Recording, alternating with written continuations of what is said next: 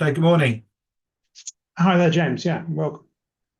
So we've got a presentation for you. I'm going to just let you talk about the fund Okay, and tell us a bit about what Bankers Investment Trust is trying to do, please. great. Well, do you want to jump on just one slide and quickly cover some of the headlines, I suppose? So the trust itself, very much sort of income and growth, really. So we've got a twin objective here to grow the capital above the FTSE World and also to grow the dividend above inflation, UK inflation. So that's sort of a real return on the income line. Now, we're one of the dividend champions here with 56 years of consecutive dividend growth since 1966, and just after City of London with the second longest record of that consistent dividend growth, yielding about 2.4% today. We're obviously in global stocks, so they yield a little bit less than City of London, but still a decent yield and something that continues to grow. We're forecasting about 5% growth this year. So the trust is very much income and growth, global equities, and we're about $1.5 billion of assets listed here in London, but also actually in New Zealand as well. So we've got some New Zealand investors. We're listed down there. About 13% of the register is from New Zealand. And then I've been manager since 2003. Previous manager, Michael Moore, was manager from 1978 to 2003. So you really had a lot of continuity of investment style and process there.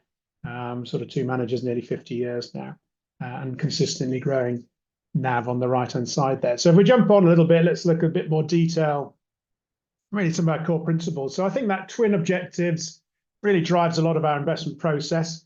So we're looking essentially at companies which grow cash flow and generally pay dividends. We have some stocks that don't pay dividends. Some of obviously the Mag 7, things like Meta and Amazon that we own that don't pay dividends, but are great stocks for compounding that cash flow. And we really hope in the future they will pay dividends, as we're starting to see in things like Meta over in the US. So looking for companies, consistent dividend growth, strong balance sheets. So, quality bias to a lot of companies we own, which again, in very strong growth markets when everybody wants the new thing, we maybe lag a little bit, but we'll certainly make a lot up when life gets a bit tougher. And these quality names sort of come to the fore. So, not necessarily value per se. I've put there a couple of, down towards one. We can shift between value and growth. The US portfolio looks quite growthy, but that's really what you've been having to invest in to get return out of the US market. The value end of the market has really struggled in the US, but value works a bit better in Asia. Also worked a bit better in parts of Europe as well. So, those portfolios look a bit more balanced between both some value names, for instance, financials, but also some growth opportunities we'll touch on in a bit. The portfolio itself, I'll show you the team in a minute, but we're essentially split into regions, covering Japan, Asia, Europe, and the US, and really trying to find 100 stocks. So in that whole region and all those regions, so concentrating towards our best ideas to give ourselves some decent tracking error against benchmarks. Very much believing in local experts, and I'll show you the team in a minute.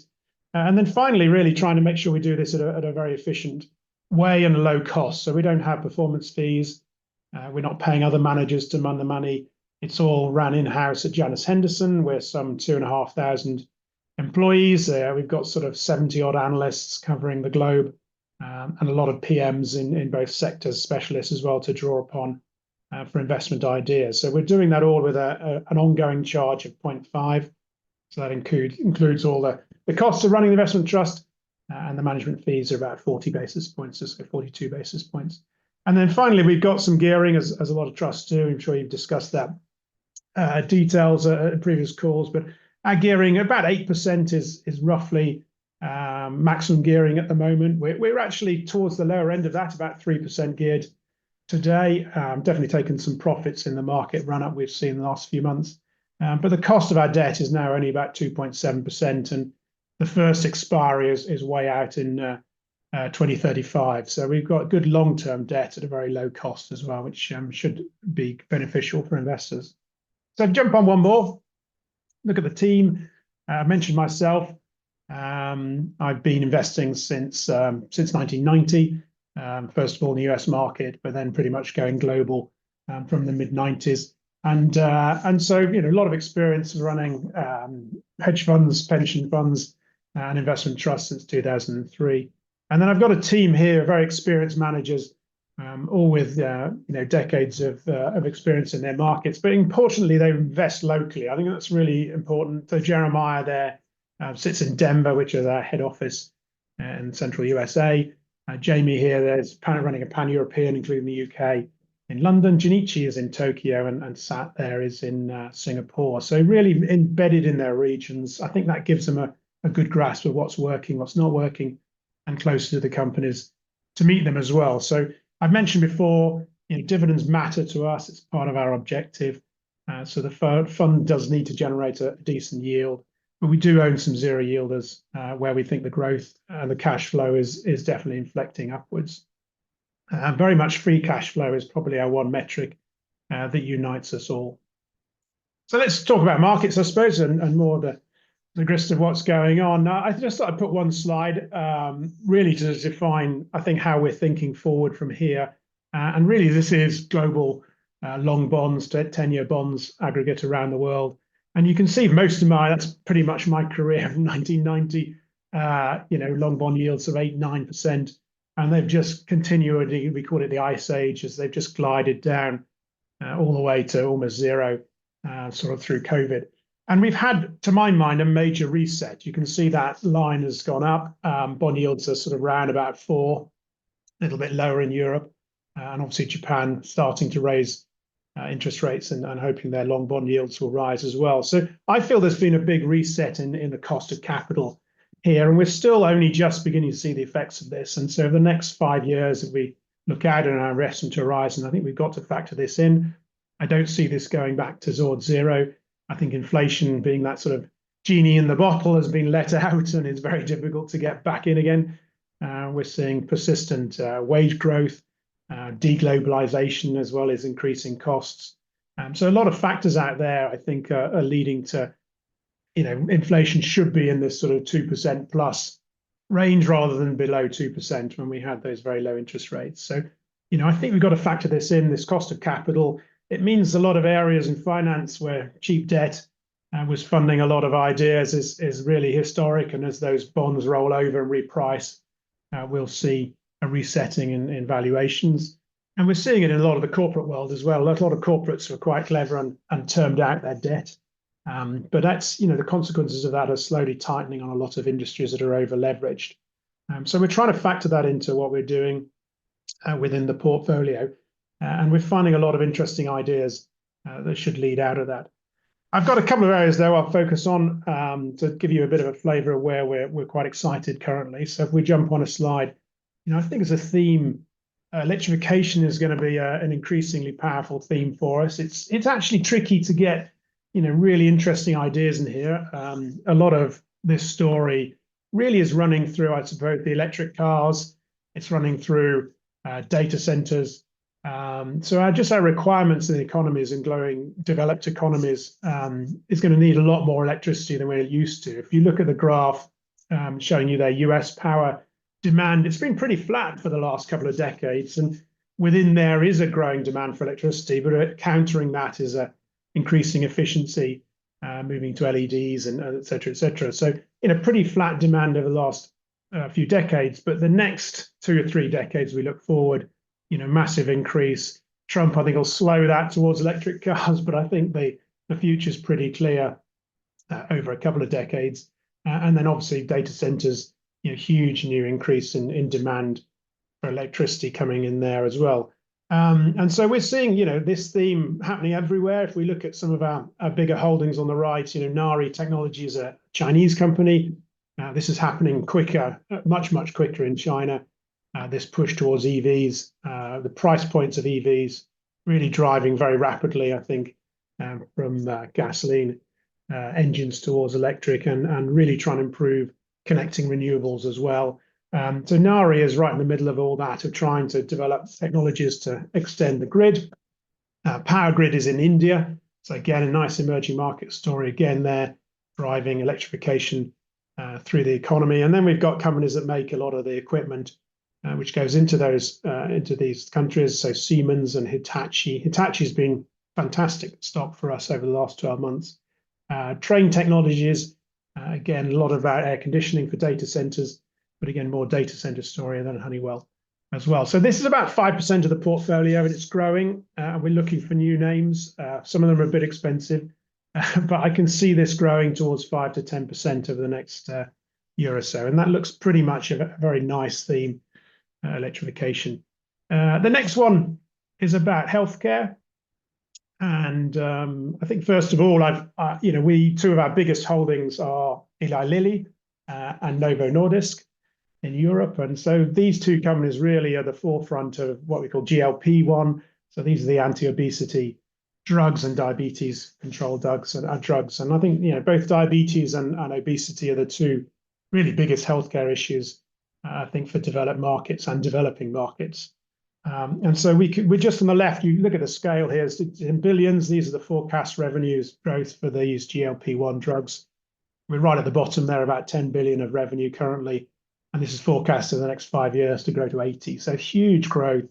They're spending a lot of money putting in production here. It's just launched. Wegovy is just launched in China. Again, a huge market, I think, for obesity and both diabetes as well. So we see huge growth coming in here. And really the first two companies, Eli Lilly and Novo, I think will take the majority of the market share in these markets. A number of other companies have got similar drugs, but I really think the dominance of the two names there and the longer term records should mean they're winners. So this is a great advance. And then on the right, really again, healthcare. We've been pretty light healthcare for the last sort of decade, and really essentially some big drugs coming off patent and people replicating those at much lower cost. But I think we're beginning to see, with a bit of AI and a bit of other things, gene mapping, we're seeing actually increasing number of new compounds coming, and in some very interesting areas, which should see very strong growth that we're seeing with these GLP-1 drugs. So we're very excited, I think, about the future here. We've got a very impressive healthcare team at Janus Henderson to help us find ideas in this space. And we're very excited, I think, about the future for healthcare. So it's finally, from being about 2 or 3% of bankers' assets, we're about 10, 11% today and growing.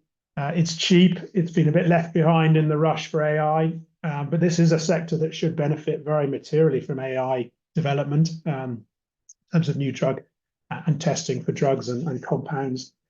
So again, an area I think down the road of AI is very exciting and a lot better value than some of the key components of the manufacturing of certainly chips in the AI space. So that's sort of healthcare for us on the edge of an age of innovation. If we jump on, finally, a sort of market we're still favoring very much. It's drawn back a little bit in the last 6 months, but I think really to us still very exciting is Japan. And here we're about 13% of the portfolio in Japan. And essentially, I think the story is definitely an economy that's picking up. We're seeing some inflation. Finally, wage growth is picking up as well, which is the driver of inflation. And so we should see consumption improve as well. On the back of that, if you think prices are going up in the future, it draws forward a lot of consumption. Whereas in deflation, then why buy now when you can buy later?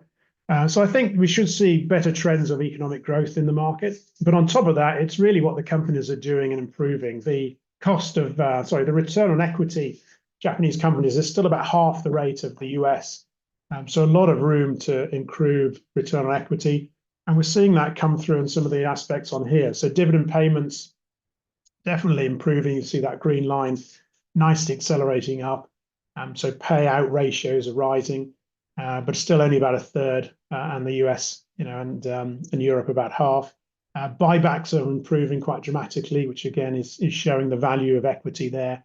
And we're also seeing, a lot more, I think, governance improvements as well, where companies are a lot more pressure now to stay in the indices to pay out cash, reduce cash on the balance sheet. And that's all leading to better leverage for us as equity holders. So we should see equity return continue to go up. So at the bottom there, we've seen over 10 years, got a 7% compounding growth in earnings, but that's led to 9% compounding in dividend and 17% on the compounding on the buybacks. So again, I think still a very nice story of the economy getting better, some great companies in certainly industrials and technologies, and increasing better governance leading to better returns. So we jump on one more. Look on really positioning. So US, is the largest global region. It's not surprising to see our largest holdings there. And again, focusing on a lot of companies that generally pay very good dividends. So, this year, certainly the winners have been American Express there for us, has been actually our number one contributor to returns in the portfolio. We've got some of the chip manufacturers in there, KLA, Broadcom. Again, we're very excited about Broadcom. It makes sort of ASIC, AI chips that are very focused on speed. And actually, we think that's a very interesting growth story, much better valuation than NVIDIA. So a lot of US names. I've mentioned the Japan exposure, really doing there. We've probably cut back UK and Japan and Europe this year. It's definitely had a tougher period of growth, but is beginning to look more interesting than some of the names there. So we focused down a little bit on those companies. If we jump one more into sectors, you can see, very much information technology is big for us being a global fund. We've narrowed that a little bit this year as obviously the market's focused on some of those Mag 7 names, but we're trying to, as I've mentioned with Broadcom and some other names, sort of dive down a little bit lower for better value, but good growth, definitely getting very expensive valuations for the US market. And financials is something I didn't mention before. And again, I think what's interesting there, we've switched a lot of our holdings from sort of what you think of sort of fee-paying financials, historically, into net interest margin sort of financials. We believed that rates would stay higher for longer, and that's certainly coming through. So a lot of the traditional banks and Morgan Stanley in the US and UniCredit, Italian Bank have been, again, two of our best performers over the last 12 months. And really that net interest margin improving fees, interest for them has definitely been a big run there. And then also insurance, I mentioned again, resetting of rates. A lot of that cheap money found its way into insurance markets, and that's beginning to ease out. And we're seeing, one element of why insurance rates are rising is definitely that money exiting, and it's leaving the traditional insurers to make a better return, I think, on capital. So again, opportunities are rising in there. A bit lighter in some of the industrial areas, so energy, materials, again, with China struggling to grow, definitely not a place to be in the short term. And then on the right, you can see our sort of allocations.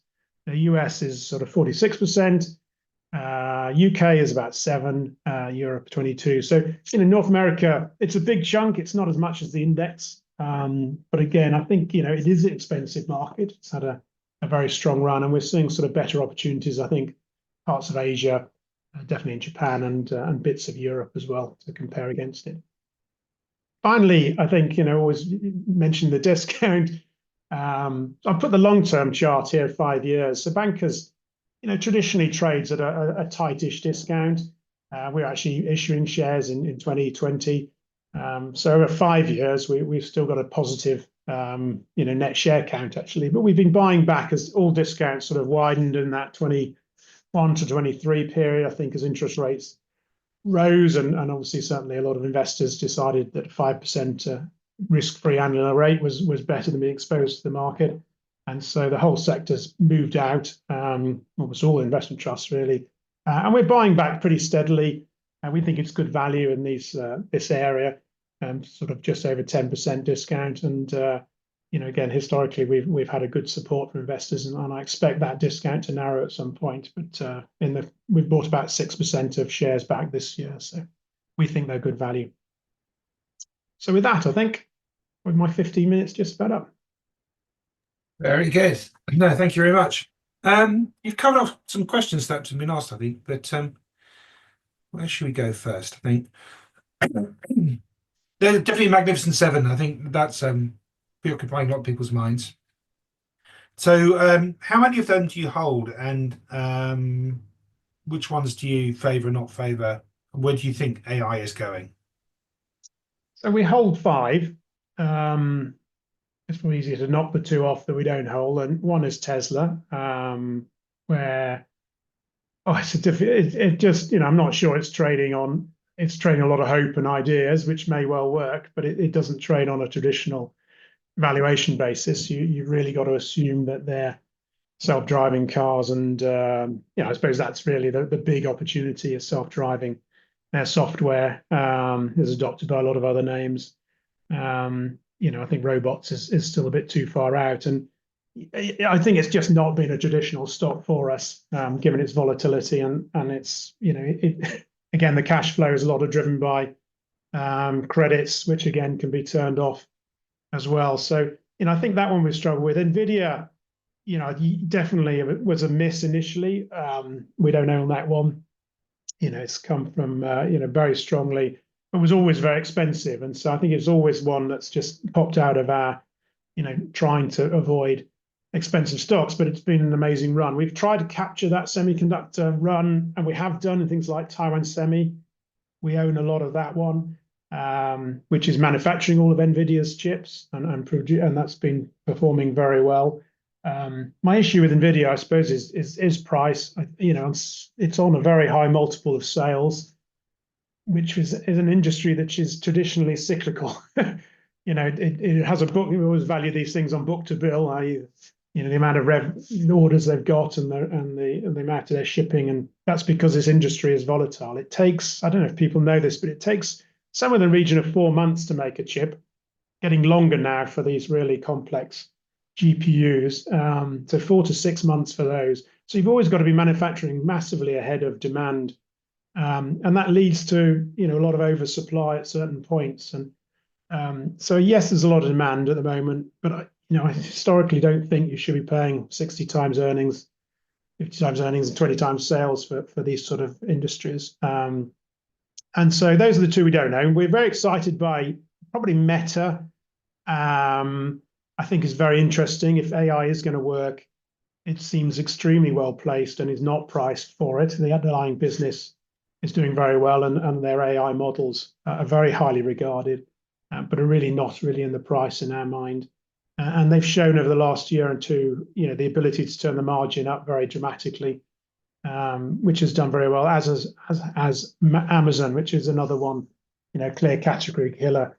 And again, turning the margin up. We always knew they could reprice at some point when they wanted to stop growing, and they managed to keep the growth and reprice the margin. So those are probably two of my favorite picks in the Mag 7. But I think AI is, in general, I'd say I'm a little bit more skeptic that the returns on this huge investment are going to come through. I think they will on a 5 or 6 year view. I worry a little bit in the shorter term that the market's going to get more harsh and say, well, where is the revenue coming on this massive increase in capital spending?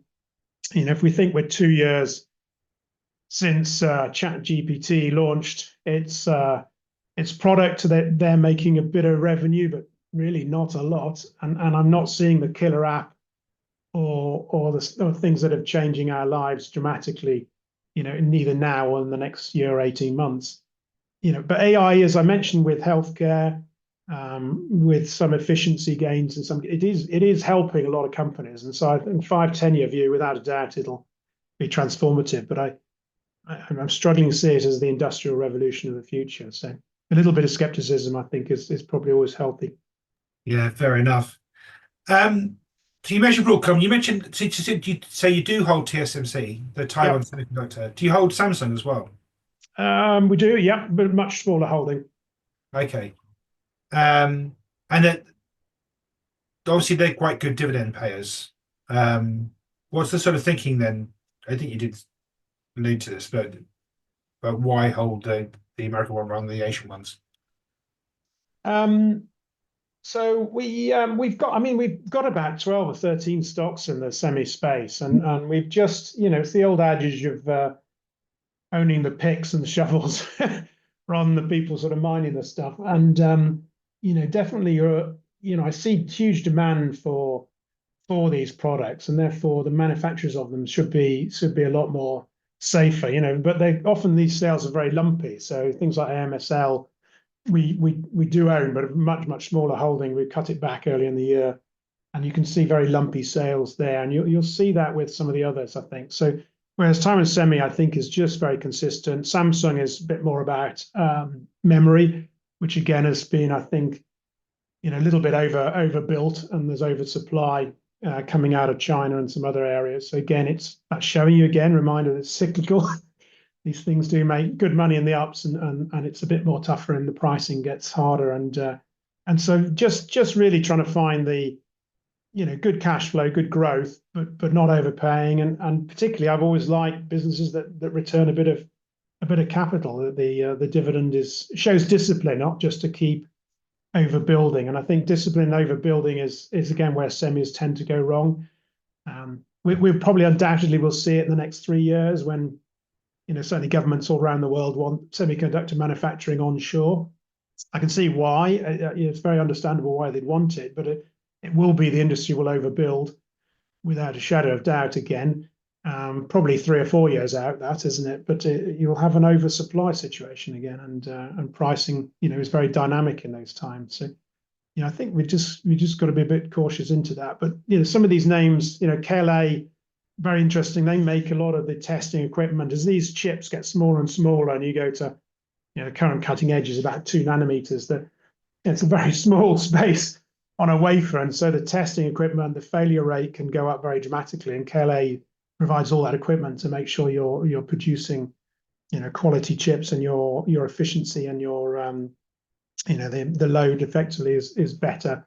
So again, that's the sort of company which should is towards the end of putting in these new fabs, but they should see a lot of order flow over the next 2 years. So I think trying to capture some of those, I think, is the opportunity. Great, thank you. In healthcare, so you've got United Healthcare in the top 10 there, and actually this question was saying, I think I did look at this the other day. So it's gone up since the election, but a lot of the other healthcare stocks have gone down. What's your kind of view on what's going to happen with health in the States, and how that company in particular is going to fare through this? So I think, well, we obviously seen Kennedy as promoted as health secretary. I have a feeling that he won't get through. That it won't end up as that person. We'll have to see. So that's an important change. But either way, I think healthcare, it's aging population, without a doubt, and new products coming through, particularly these obesity drugs, which I think everything you read about them, they're very few downsides. So these and a lot of health upsides of putting more and more people on these drugs. The negative seems to be, oh well, when you come off them, you put weight back on. Well, you've obviously clearly got to change your lifestyle, but it allows you to get to that point to make those decisions. So I'm hugely positive on these drugs, and they have huge healthcare benefits of more healthier population the other side as well. So I think those are all good things. But for United Healthcare, it's effectively a provider, healthcare provider, and I think the positive there is probably going to be better, lower regulation, a lot less inefficiencies and red tape. And I don't see this time Trump dismantling a lot of the US Medicare and processes there. I think he's got other things to deal with. He's been talking about lots of other things and not healthcare in quite that way. So I think I see more deregulation should help United Healthcare. They're taking market share, so they're a pretty dominant provider, and it should be returning to the other aspect is wage growth in the healthcare sector has moderated quite a bit. So a lot of practitioners and nurses, quite understandably, took a bit of time out post-COVID. And so there was quite a staffing issue 2 years ago. That's corrected quite materially, and therefore wage growth is more moderate as well, which again is helping them manage margins. So, I think it's not a stock's going to double, but can it produce sort of 15% growth per annum quite easily, I think, really, and off valuation that's not too extreme there. So if we can get 10% dividend growth, 15% earnings growth, I think it's one to lock away here. Great, thank you. Just going down the list, Alphabet. Do you have a view on the potential breakup of Google? I think it's not going to destroy the company if they have to sell off Chrome. And again, this is another area that may be interesting post Trump getting his people into position. He's going to change the I think it's the Communications Commission that sort of tends to run a lot of these anti I suppose monopolistic practices and things. So I think this is one that could change post Trump. The view of of big tech overreaching itself. So we'll have to see really whether that is still early days and they'll appeal that. So I think there's a lot of good things in Alphabet. The AI story is very strong here. They again have very good models that are regarded very highly. And I think they're a winner down the road there. And it's still a very strong place. But we have cut it down a little bit. And it's another one that sort of crept down the list a little bit. You could worry a bit about search and how they could charge for that. If Meta as well, for instance, which is just behind that top 10, is another one we've bought back into and could be interesting. So I would say it's still, I'm positive. I'm expecting a bit less regulation with Trump in this area as well. So that might have a bit of a bounce on that. But the core business, there's some very strong assets in there and things they don't charge a lot for. So again, some of the mapping, some other areas of that business, maybe there's a possibility for revenue generation as well within it. So, I'm probably less keen relative to, say Amazon and Meta's coming quite nicely behind that one. And then lastly on that list, McDonald's. What's the sort of view on consumer staples type holdings? I think they're very specific. So we've seen, things like certainly the alcohol space, real hangover, as it were, from COVID. In spirits, so Diageo very poor, destocking as people sort of all those spirits they put in the cupboard in COVID have taken some time to drink through. Beer as well, so there's a worry a little bit behind all this.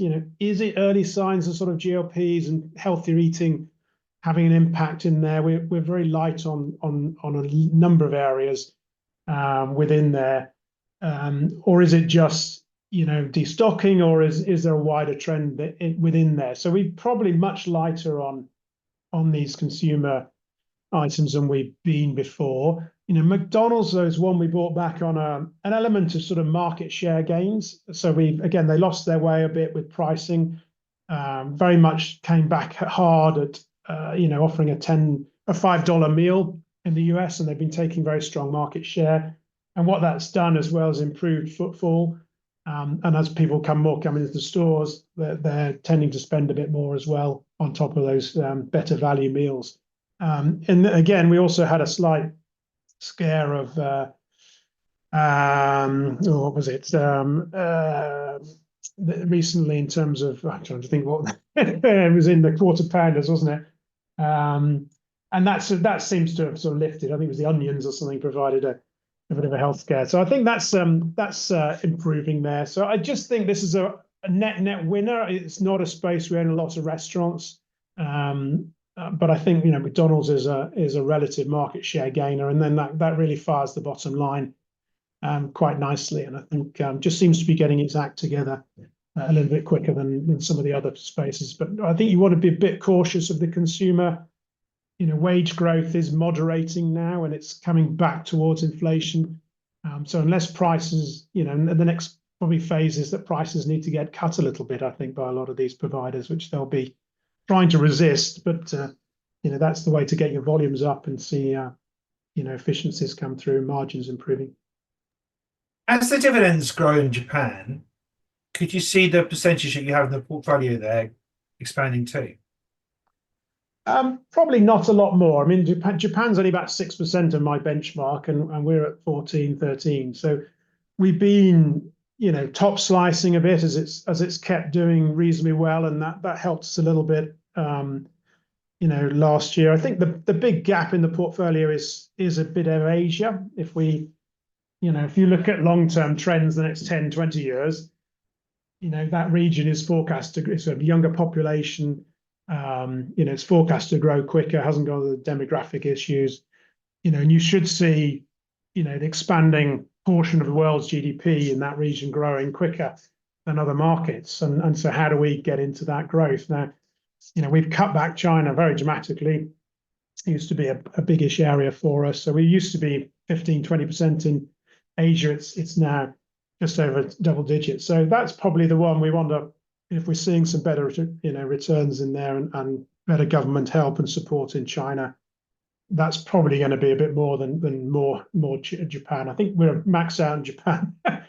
It continues to work well. It'll do well for the bottom line, but I think we've got as much as I need. Fair enough. Now, where's the dividends? Back. Oh, I don't Yeah, know. I don't think I had a specific dividend slide. Anyway, so you've said you've grown the dividend every year for years and years and years now. How important is it to generate the income to cover that? And I think you've got fairly chunky revenue reserves. How do you decide where dividend should be, or how does the board decide where the dividend should be? So yes, if your cause remember, so one of the great joys of investment trusts is in the good years, we can save a bit of the income back, and it's called a revenue reserve, and it's still in the NAV, so it's not hidden. It's part of your net asset value, but it allows us to pay out these reserves in either tougher years, so certainly, let's say 2021, I want to say, which was, the first year of full COVID, when I'm sure you remember, a lot of companies didn't pay a dividend, were sort of worried about the future. And then, so, dividends came back. And also in recessions, you see dividends get cut. And so, we can put into reserves, and we've got about probably about a year, nearly 2 years worth of, year and a half's worth of revenue reserves. And I see that as particularly allowing us these days more about being, hopefully a bit more aggressive, probably in our asset allocation than we historically used to be. So I can, if you look at markets like the US, like Japan, the US is now 1.8%, yielding market. 1.2. It's actually come back a long way with the growth of those Mag 7 names. So the US market yields just over 1. So if the more you put into America, the more that hits your sort of immediate income. But we've got the reserves, and then down the road, we can also pay out capital if we need to. So I think people need to get a little bit less het up about where's the revenue coming from. I think, again, off a yield of 2.4, we're not the highest. It's not a huge demand. If I had a little bit more in the US, we can pay out reserves initially and then a little bit of capital. So I think these days it's a bit looser than it used to be. But I still like to think companies are on the road to a dividend, and that we'll see some return coming from them. But it's also a good reminder that stocks offer very low yields and very high valuations. You want to be a little bit cautious, about where you see the returns, the capital returns. You run the risk that they're just overpriced and the market catches up with them. Do you have emerging markets exposure in there, or are they all developed markets?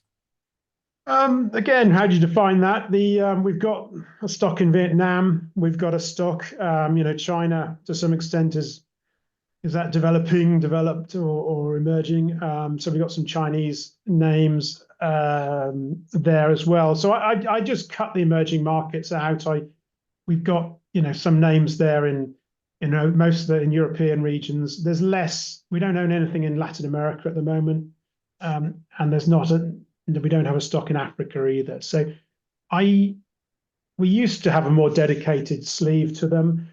It was just very volatile, increasingly volatile, and increasingly driven by a lot of politics and currency issues. And so, when I was looking at, how are we adding value picking stocks, which I think is what we're being paid for that. That's why we're charging a bit more than a passive. I don't think we were getting a lot of value, and we were getting more issues coming out of macro and politics. And so we sold a lot of those names in those markets. And so I would say we're in, developing and developed markets. So that includes places like Vietnam, but we're not in those classic frontier and emerging markets. I think, those are for other trusts, really. Fair enough. Thank you. Last question then for me. I think, have you got a holding in the trust? Does the rest of the team have holding in the trust? Yes, and yes. I've got a very substantial holding in the trust, and it's in the annual accounts. So it's my largest, holding of mine and my family's. So yes, I'm very much skin in the game in that sense. Great. Thank you very much indeed. I think our audience always likes that. So thank you very much for your time today. That's really helpful. And we will follow with interest and get you back on again in a year or so. But thanks for answering our questions today. Cheers. Next week we'll be back and we've got a panel again. So investing for income is the title, and we've got 3 panelists lined up. There'll be more information about this coming to you quite soon, I think. The week after, we've got Henderson High Income, David Smith on, one of Alex's colleagues. And then we're talking to Craig Baker from Alliance Whitton again. I know it's relatively quick after the last time, but obviously with the merger done and a couple of new managers in there, we thought it was quite a good idea just to catch up with where things are. Then we'll have a bit of a break for Christmas, and then I'll be back in the new year with Andrew talking about what happened over the course of 2024. So thank you very much for tuning in today. Have a good weekend, and we will see you next Friday.